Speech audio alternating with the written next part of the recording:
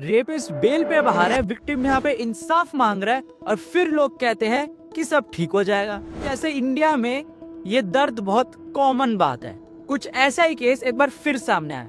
2017 में यूपी के उन्नाव डिस्ट्रिक्ट में 17 साल की पूनम को बीजेपी एमएलए कुलदीप सेंगर ने घर पर बुलाकर रेप किया और पुलिस यहाँ पे शांत रही। क्यों?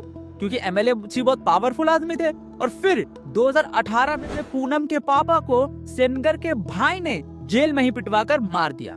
और जब पोस्टमार्टम हुआ तो साफ साफ दिख रहा था कि ऑर्गेनिज्म फटे पड़े हैं, 14 से 18 जख्म मिले हैं। लेकिन पुलिस क्या बोलती कि सुसाइड है। फिर जाके जब पूनम ने सीएम योगी आदित्यनाथ के घर के बाहर प्रोटेस्ट करना चालू किया, तब योगी सरकार ने 6 से 7 पुलिस को सस्पेंड किया और इस मैटर को सीबीआई के हाथ में दिया।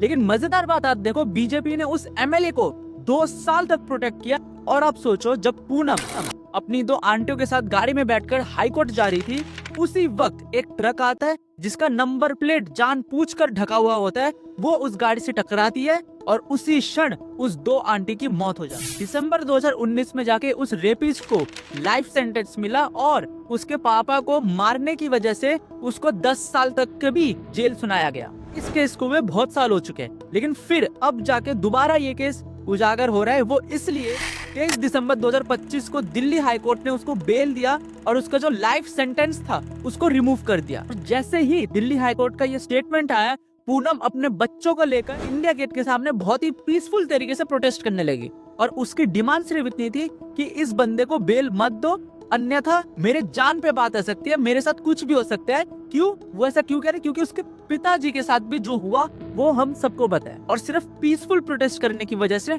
दिल्ली पुलिस, जो कि होम मिनिस्ट्री के अंदर आती है, उसने इस प्रोटेस्ट को रुकवा दिया और पूनम जी को वहां से उठवा दिया। तो आप सोचो, ये हालत है इंडिया में जस्टिस सिस्टम का।